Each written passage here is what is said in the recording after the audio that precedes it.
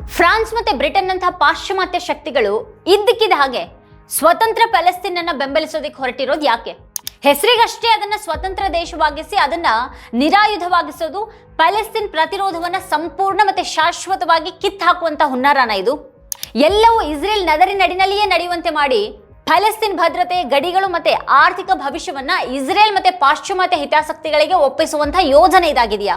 Palestine ಹಿತಾಸಕ್ತಿಯನ್ನ ವರ್ಷಗಳ ಕಾಲ ತಿರಸ್ಕರಿಸಿದ ನಂತರ ಪಶ್ಚಿಮದಿಂದ ಈ ಒಂದು ಹಠಾತ್ ಕಾಳಜಿ ವ್ಯಕ್ತವಾಗ್ತಾ ಇರೋದು ಯಾಕೆ? ನಿಜವಾಗಿನೂ ಪ್ಯಾಲೆಸ್ತೈನ್ ಜನರಿಗೆ ಇವರೆಲ್ಲ ಏನ್ ಮಾಡೋದಿಕ್ಕೆ ಹೊರಟಿದ್ದಾರೆ? ದಿಢೀರ್ ಅಂತ ಈಗ ಪಶ್ಚಿಮದ ದೇಶಗಳಿಗೆ ಪ್ಯಾಲೆಸ್ತೈನ್ ಬಗ್ಗೆ ಕಳಕಳಿ ಬಂದಿರೋದ್ರ ಹಿಂದೆ ಏನೇನ್ ಲೆಕ್ಕಾಚಾರಗಳಿವೆ ಅನ್ನೋದ್ರ ಬಗ್ಗೆನೇ ಇವತ್ತಿನ ವಿಡಿಯೋದಲ್ಲಿ ನಾವು ಚರ್ಚೆ ಮಾಡೋಣ. ಆದ್ರೆ ಇದಕ್ಕೂ ಮುನ್ನ ನೀವಿನ್ನೂ ನಮ್ಮ ವಾರ್ತಾ ಭಾರತಿ ಚಾನಲ್ ಅನ್ನ ಸಬ್ಸ್ಕ್ರೈಬ್ ಮಾಡಿಲ್ಲ ಅನ್ನೋದಾದ್ರೆ ಈ ಕೂಡಲೇ ಈ ವಿಡಿಯೋದ ಕೆಳಗೆ ಕಾಣ್ತಾ ಇರುವಂತಹ ಸಬ್ಸ್ಕ್ರೈಬ್ ಬಟನ್ ಹಾಗೆ ಪಕ್ಕದಲ್ಲಿರುವಂತಹ ಬೆಲ್ ಐಕಾನ್ ಪ್ರೆಸ್ ಮಾಡಿ ನಮ್ಮನ್ನ ಪ್ರೋತ್ಸಾಹಿಸಿ. ಈ ವಿಡಿಯೋವನ್ನ ಕೊನೆವರೆಗೂ ನೋಡಿ. ಹಾಗೆ ಈ ಕುರಿತಾಗಿ ನಿಮ್ಗೇನು ಅಭಿಪ್ರಾಯಗಳಿದೆ ಅದನ್ನ ಕೆಳಗಡೆ ಕಮೆಂಟ್ ಮಾಡಿ. ಹಾಗೆ ಈ ವಿಡಿಯೋದ ಲಿಂಕ್ ಅನ್ನ ನಿಮ್ಮೆಲ್ಲ ಬಂಧು ಮಿತ್ರರಿಗೆ ವಾಟ್ಸ್ಆಪ್ ಮಾಡಿ. ನಾವೀಗ ವಿಷಯಕ್ಕೆ ಬರೋಣ. ನಿನ್ನೆವರೆಗೆ ಇಸ್ರೇಲ್ನ ಮಡಿಲಲ್ಲಿ ಕೂತ್ಕೊಂಡಿದ್ದಂಥವರೆಲ್ಲ ಈಗ ದಿಢೀರ್ ಅಂತ ಇಸ್ರೇಲ್ ವಿರುದ್ಧ ಮಾತಾಡೋದಕ್ಕೆ ಪ್ರಾರಂಭ ಮಾಡಿದ್ದು ಹೇಗೆ? ಸುಮಾರು 2 ವರ್ಷಗಳಿಂದ ಪ್ಯಾಲೆಸ್ತೈನ್ನಲ್ಲಿ ಇಸ್ರೇಲ್ ನಡೆಸ್ತಾ ಇರುವಂತಹ ನರಮೇಧಕ್ಕೆ ಪೂರ್ಣ ಬೆಂಬಲ ನೀಡಿದವರು ಈಗ ಇದ್ದಕ್ಕಿದ್ದ ಹಾಗೆ ಪ್ಯಾಲೆಸ್ತೈನ್ ಬಗ್ಗೆ ಕಾಳಜಿಯನ್ನು ತೋರಿಸೋದಕ್ಕೆ ಶುರು ಮಾಡಿದ್ದು ಯಾಕೆ? ಯುರೋಪಿನ ಎಲ್ಲಾ ದೇಶಗಳು ತೀವ್ರ ಒತ್ತಡದ ಬಳಿಕ ಇಸ್ರೇಲ್ಗೆ ಬೆನ್ನು ತಿರುಗಿಸ್ತಾ ಇರುವಂತಹ ಒಂದು ನಡೆಯೊಂದು ಕಾಣಿಸ್ತಾ ಇದೆ ಈಗ. ಆದ್ರೆ ಈ ವಿಷಯದಲ್ಲಿ ಪ್ರಾಮಾಣಿಕವಾಗಿರುವಂತಹ ಬೆಲ್ಜಿಯಂ ಅಥವಾ ಸ್ಪೇನ್ ಇರೋ ಹಾಗೇನೆ ಅಂಥ ನಾಟಕವನ್ನಷ್ಟೇ ಮಾಡ್ತಾ ಇರುವಂತಹ ದೇಶಗಳು ಕೂಡ ಇವೆ. ಮೇಲ್ನೋಟಕ್ಕೆ ಅವು ಪ್ಯಾಲೆಸ್ತೈನ್ ಪರ ನಿಂತ ಹಾಗೆ ಕಾಣಿಸ್ತಾ ಇದೆ. ಅವು ಪ್ಯಾಲೆಸ್ತೈನ್ ಪರ ಮಾತಾಡ್ತಾ ಇದ್ರೂ ಕೂಡ ಅದರ ಶತ್ರುಗಳಿಗೆ ಸಹಾಯ ಮಾಡ್ತಾ ಇವೆ. ಪ್ರಮುಖವಾಗಿ ಇಲ್ಲಿ ಯುನೈಟೆಡ್ ಕಿಂಗ್ಡಮ್, ಫ್ರಾನ್ಸ್ ಅಂತಹ ದೇಶಗಳಾಗಿವೆ. ಸೌದಿ ಅರೇಬಿಯಾ ಕೂಡ ಅವುಗಳೊಂದಿಗೆ ಸೇರ್ಕೊಂಡಿದೆ. ಕಳೆದ ವಾರ ಸ್ವತಂತ್ರ ಪ್ಯಾಲೆಸ್ತೈನ್ ಅನ್ನ ಪ್ರತಿಪಾದಿಸುವಂತಹ ಸಮ್ಮೇಳನವೊಂದು ನಡೀತು.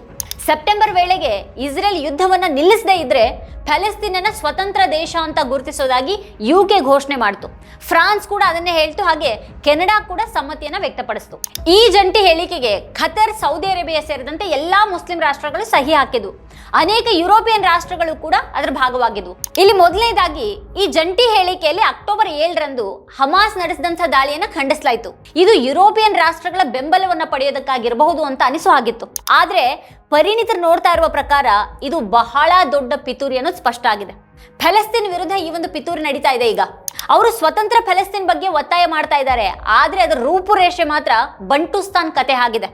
ಬಂಟುಸ್ತಾನ್ ದಕ್ಷಿಣ ಆಫ್ರಿಕಾದ ಬಂಟು ಜನಾಂಗಕ್ಕೆ ಸೇರಿದವರು ನೆಲೆಯಾಗಿತ್ತು. ದಕ್ಷಿಣ ಆಫ್ರಿಕಾದಲ್ಲಿ ವರ್ಣಭೇದ ನೀತಿ ಇದ್ದಾಗ ಅದ್ರ ಮೇಲೆ ಜಾಗತಿಕ ಒತ್ತಡ ಹೆಚ್ಚಾಯಿತು. ಕಡೆಗೆ ವರ್ಣಭೇದ ನೀತಿಯ ಸರ್ಕಾರ ಒಂದು ದೇಶವನ್ನ ರಚಿಸಿ ಕರಿಯರಿಗೆ ಪ್ರತ್ಯೇಕವಾಗಿ ಅದನ್ನ ನೀಡೋದಾಗಿ ಹೇಳ್ತು. ಅಂಥ ಬಂಟುಸ್ತಾನ್ ಹೆಸರಿಗೆ ಮಾತ್ರನೇ ದೇಶ ಆಗಿತ್ತು. ಅದಕ್ಕೆ ಯಾವುದೇ ಹಕ್ಕುಗಳಿರಲಿಲ್ಲ, ಹಾಗೆ ಸಾರ್ವಭೌಮತ್ವ ಅನ್ನೋದು ಇರಲಿಲ್ಲ. ಅದನ್ನ ಸೇನಾ ಮುಕ್ತಗೊಳಿಸಬೇಕಾಗಿತ್ತು. ಯಾವುದೇ ಶಸ್ತ್ರಾಸ್ತ್ರಗಳನ್ನು ಹೊಂದಿರೋದಕ್ಕೆ ಅವಕಾಶ ಇರಲಿಲ್ಲ. ಅದರ ಮಾರ್ಗಗಳು ಮುಚ್ಚಲ್ಪಟ್ಟಿದ್ವು. ಅದಕ್ಕೆ ಸಂಬಂಧಪಟ್ಟ ಹಾಗೆ ಎಲ್ಲಾ ಸ್ವಾತಂತ್ರ್ಯ ದಕ್ಷಿಣ ಆಫ್ರಿಕಾದ ನಿಯಂತ್ರಣದಲ್ಲಿತ್ತು. ಅವತ್ತು ಅಲ್ಲಿ ಹಾಗೆ ನಡೆದ ಪಿತೂರಿನೇ ಈಗ ಪ್ಯಾಲೆಸ್ತೈನ್ ಜೊತೆಗೂ ಕೂಡ ನಡೀತಾ ಇದೆ. ಸೌದಿ ಅರೇಬಿಯಾ ಮತ್ತೆ ಫ್ರಾನ್ಸ್ ರೂಪಿಸ್ತಾ ಇರುವಂತಹ ಈ ಒಂದು ಪಿತೂರಿಯಲ್ಲಿ UK, ಕೆನಡಾ ಮತ್ತಿತರ ದೇಶಗಳು ಭಾಗಿಯಾಗಿವೆ. ಪ್ಯಾಲೆಸ್ತೈನಿಯರಿಗೆ ಪ್ರತ್ಯೇಕ ದೇಶವನ್ನ ನೀಡೋದಾಗಿ ಅವರು ಹೇಳ್ತಾ ಇದ್ದಾರೆ. ಆದ್ರೆ ಅದು ಯಾವ ರೀತಿಯ ದೇಶ ಆಗಿರುತ್ತೆ? ಸ್ವತಂತ್ರ ಪ್ಯಾಲೆಸ್ತೈನ್ ದೇಶವನ್ನ ಬೆಂಬಲಿಸ್ತಾ ಇರುವಂತಹ ಇಟಲಿಯ ಪ್ರಧಾನಿಯವರಿಗೂ ಕೂಡ ಈ ಒಂದು ಪ್ರಸ್ತಾಪ ಇಷ್ಟ ಇಲ್ಲ. ಭೌತಿಕ ಗಡಿಯನ್ನ ಗುರುತಿಸದೇ ಇದ್ರೆ ಕಾಲ್ಪನಿಕ ಅನ್ನೋದಾದ್ರೆ ಅದರಿಂದ ಯಾವುದೇ ಲಾಭ ಇಲ್ಲ ಅಂತ ಅವ್ರು ಹೇಳ್ತಾ ಇದ್ದಾರೆ. ಅಂದ್ರೆ ಅವರಿಗೆ ಈ ದೇಶಗಳ ಪಿತೂರಿ ಅರ್ಥ ಆಗಿದೆ. ಹಾಗಿದ್ರೆ ಈ ಪಿತೂರಿ ಏನು? ಇಸ್ರೇಲ್ ಜೊತೆಗೆ ಹೇಗಾದ್ರೂ ಮಾಡಿ ಸಂಬಂಧವನ್ನ ಬೆಳೆಸಬೇಕು ಅನ್ನೋದು ಸೌದಿ ಅರೇಬಿಯಾದ ಉದ್ದೇಶ. ಆದ್ರೆ ಕಳೆದ 1.5 ವರ್ಷದಿಂದ ಪ್ಯಾಲೆಸ್ತೈನ್ನಲ್ಲಿ ಇಸ್ರೇಲ್ ನಡೆಸಿರುವಂತಹ ಮಾರಣ ಹೋಮ ನೋಡಿದ್ರೆ ಈ ದೂಷಣೆಯ ನಡುವೆ ರಾಜತಾಂತ್ರಿಕ ಸಂಬಂಧ ಬೆಳೆಸೋದು ತುಂಬಾ ಕಷ್ಟ ಅಂತ ಅದಕ್ಕನ್ಸಿದೆ. ಆದ್ರಿಂದ ಸ್ವತಂತ್ರ ಪ್ಯಾಲೆಸ್ತೈನ್ ರಾಜ್ಯವನ್ನ ರಚಿಸುವಂತಹ ಯೋಜನೆಯ ಬಗ್ಗೆ ಹೇಳಲಾಗ್ತಾ ಇದೆ. ಅದು ಯಾವಾಗ ರೂಪುಗೊಳ್ಳುತ್ತೆ ಮತ್ತೆ ಹೇಗೆ ಇಸ್ರೇಲ್ನ ಒಪ್ಪಿಗೆಯನ್ನ ಪಡೆಯಲಾಗುತ್ತೆ ಅಂತ ಯಾರಿಗೂ ಗೊತ್ತಿಲ್ಲ. ಇದ್ರ ಹಿಂದಿನ ದೊಡ್ಡ ಮಾಸ್ಟರ್ ಮೈಂಡ್ ಯಾರು ಅಂತ ಅಂದ್ರೆ ಅದು ಫ್ರಾನ್ಸ್. ಅದು ಪ್ಯಾಲೆಸ್ತೈನ್ ಬಂಟುಸ್ತಾನ್ ಅಂತಾನೆ ಮಾಡ್ತಾ ಇದೆ ಈಗ. ಅವ್ರ ಬಳಿ ಶಸ್ತ್ರಾಸ್ತ್ರಗಳಿರೋದಿಲ್ಲ. ಶಸ್ತ್ರಾಸ್ತ್ರಗಳಿಲ್ಲದೆ ಇದ್ರೆ ಇಸ್ರೇಲ್ ಬಯಸಿದಾಗಲೆಲ್ಲ ದಾಳಿ ಮಾಡ್ತಾನೆ ಇರುತ್ತೆ. ಅಂದ್ರೆ ಎಲ್ಲಾನು ಇಸ್ರೇಲ್ನ ನಿಯಂತ್ರಣದಲ್ಲಿ ಉಳಿಯುತ್ತೆ.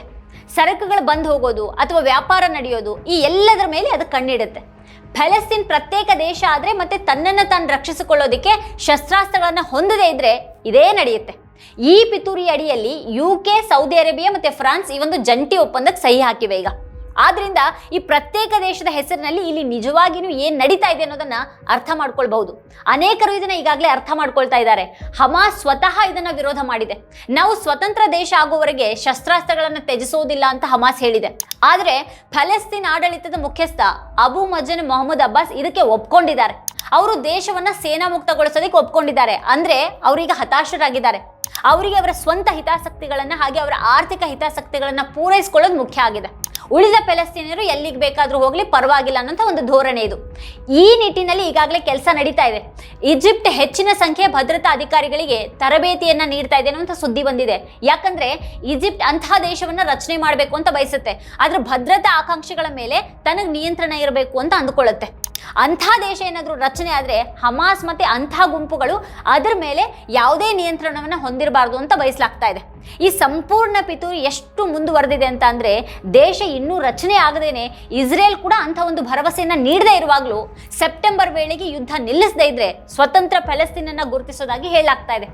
ಇಲ್ಲಿ ಆಶ್ಚರ್ಯಕರ ವಿಷಯ ಏನು ಅಂತಂದ್ರೆ ಇಸ್ರೇಲ್ನೊಂದಿಗೆ ಸಂಬಂಧವನ್ನು ಸ್ಥಾಪಿಸೋದಕ್ಕೆ ಬಯಸುವಂತ ಎಲ್ಲಾ ಮುಸ್ಲಿಂ ರಾಷ್ಟ್ರಗಳು ಇದರಲ್ಲಿ ಹೆಚ್ಚಿನ ಉತ್ಸಾಹದಿಂದ ಭಾಗಿಯಾಗಿವೆ. ಟರ್ಕಿ, ಖತರ್ ಅಂತ ಎಲ್ಲಾ ದೇಶಗಳು ಕೂಡ ಇದರಲ್ಲಿ ಸೇರ್ಕೊಂಡಿವೆ. ಅಂದ್ರೆ ಈ ಯಾವುದೇ ಮುಸ್ಲಿಂ ದೇಶಗಳಿಗೆ ಫಲಸ್ತೀನಲ್ಲಿ ಇಸ್ರೇಲ್ ನಡೆಸ್ತಾ ಇರುವಂತಹ ಹತ್ಯಾಕಾಂಡದ ಬಗ್ಗೆ ಒಂದಿಷ್ಟು ಕಳವಳ ಇಲ್ಲ. ಅವ್ರಿಗೆ ಬೇಕಾಗಿರೋದು ಇಸ್ರೇಲ್ ಜೊತೆಗಿನ ಒಂದು ಸಂಬಂಧ. ತಮ್ಮ ಆರ್ಥಿಕ ರಾಜಕೀಯ ಹಿತಾಸಕ್ತಿಗಳನ್ನು ರಕ್ಷಿಸಿಕೊಳ್ಳೋದಕ್ಕೆ ಇಸ್ರೇಲ್ನ ಬೆಂಬಲ ಅವರಿಗೆ ಬೇಕಾಗಿದೆ. ತಮ್ಮ ಸ್ವಾರ್ಥ ಸಾಧನೆಗೆ, ತಮ್ಮ ಅಧಿಕಾರವನ್ನು ಉಳಿಸಿಕೊಳ್ಳುವ ಹಾಗೆ ತಮ್ಮಲ್ಲಿನ ಒಂದು ಭಿನ್ನಾಭಿಪ್ರಾಯಗಳನ್ನು ಗಮನಿಸೋದಕ್ಕೆ ಅವರಿಗೆ ಇಸ್ರೇಲ್ ಬೇಕಾಗಿದೆ. ಪ್ಯಾಲೆಸ್ತೀನಲ್ಲಿ ಲಕ್ಷಾಂತರ ಅಮಾಯಕರು ಪ್ರಾಣ ಕಳ್ಕೊಳ್ತಾ ಇರೋದ್ರ ಬಗ್ಗೆ ಅವ್ರಿಗೆ ನೋವಿಲ್ಲ. ಅಲ್ಲಿ ಒಂದು ಹೊತ್ತಿರೋ ಊಟಕ್ಕೂ ಕೂಡ ಗತಿ ಇಲ್ಲದೆ ಸಾಯ್ತಾ ಇರುವಂತ ಮಹಿಳೆಯರು, ಮಕ್ಕಳು, ಹಿರಿಯರ ಬಗ್ಗೆ ಈ ದೇಶಗಳಿಗೆ ಕಿಂಚಿತ್ತೂ ಬೇಸರ ಇಲ್ಲ. ಇವರೆಲ್ಲರೂ ಸೇರ್ಕೊಂಡು ಫಲಸ್ತೀನಿಯರನ್ನ ಅಸಭ್ಯರು, ರಾಕ್ಷಸರು ಅಂತ ಬಿಂಬಿಸ್ತಾ ಇದ್ದಾರೆ. ಇದು ಬಹಳ ದೊಡ್ಡ ಪಿತೂರಿಯಾಗಿದ್ದು ಮಧ್ಯಪ್ರಾಚ್ಯದ ಬಗ್ಗೆ ನೈತಿಕ ನಿಲುವು ಹೊಂದಿರುವಂತ ಯಾವುದೇ ನಾಯಕ ಇದನ್ನ ಬೆಂಬಲಿಸೋದಿಕ್ ಸಾಧ್ಯನೇ ಇಲ್ಲ. ಅಥವಾ ರಾಜತಾಂತ್ರಿಕತೆಯ ಸೂಕ್ಷ್ಮ ವ್ಯತ್ಯಾಸಗಳನ್ನ ಅರ್ಥ ಮಾಡ್ಕೊಳ್ಳುವಂಥ ಯಾವುದೇ ವ್ಯಕ್ತಿ ಅಥವಾ ದೇಶ ಇದನ್ನ ಬೆಂಬಲಿಸೋದಿಕ್ ಸಾಧ್ಯನೇ ಇಲ್ಲ. ಪಶ್ಚಿಮದ ಈ ಪಿತೂರಿಯಲ್ಲಿ ಪ್ರಮುಖ ಪಾತ್ರವನ್ನ ಫ್ರಾನ್ಸ್ ಮತ್ತೆ ಸೌದಿ ಅರೇಬಿಯಾ ನಿರ್ವಹಿಸ್ತಾ ಇವೆ. ಈ ಬಗ್ಗೆ ನೀವೇನು ಹೇಳ್ತೀರಿ, ಏನು ಅಭಿಪ್ರಾಯ ಇದೆ ಅದನ್ನ ಈ ವಿಡಿಯೋದ ಕೆಳಗಡೆ ಕಮೆಂಟ್ ಮಾಡಿ ನಮಗೆ ತಿಳಿಸಿ. ಇದೇ ಹೊತ್ತಿನ ಸ್ಪೆಷಲ್ ನೋಡ್ತಾ ಇರಿ ವಾರ್ತಾಭಾರತಿ. ನೀವಿನ್ನು ವಾರ್ತಾಭಾರತಿ ಯೂಟ್ಯೂಬ್ ಚಾನಲ್ ಅನ್ನು ಸಬ್ಸ್ಕ್ರೈಬ್ ಮಾಡಿಲ್ಲ ಅನ್ನೋದಾದ್ರೆ ಈ ಕೂಡಲೇ ಸಬ್ಸ್ಕ್ರೈಬ್ ಮಾಡಿ, ಹಾಗೆ ಪಕ್ಕದಲ್ಲೇ ಇರುವಂತಹ ಬೆಲ್ ಐಕಾನ್ ಪ್ರೆಸ್ ಮಾಡಿ ನಮ್ಮನ್ನ ಬೆಂಬಲಿಸಿ.